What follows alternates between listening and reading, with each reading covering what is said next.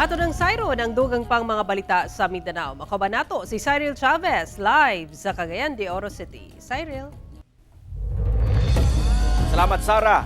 Duha ka mga minor de edad nga batang lalaki ang nakuryentehan. Human na sangit sa linya sa kuryente ang pisi nga gigamit sa ilang gipalupad nga tabanog sa Cagayan de Oro City. Ang detalye sa report ni James Paulo Yap. Paspas nga gipangtabang sa mga tao nga nakakita kining duha ka mga minor de edad nga lalaki nga pulos edad 12 anyos sulod sa usa ka bakery sa barangay Makabalan sa Cagayan de Oro City. Sabado sa buntag, ang mga bata daw nawadaan sa ilang panimuot.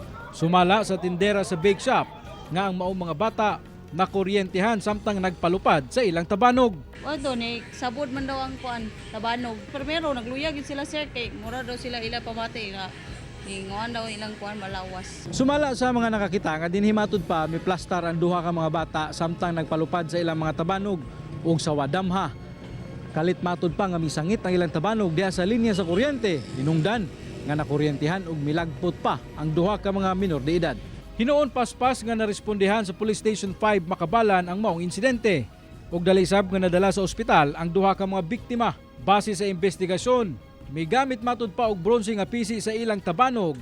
Hinungdan nga milatay ang kuryente paingon sa duha ka mga bata. Gagmay ra nga mga kuan ba murag buto-buto lang sa kamot. Katong isa na kuan ang iyang paa gamay na sunog gamay pero mura ra gyapon og kanang kuan lang siya ba.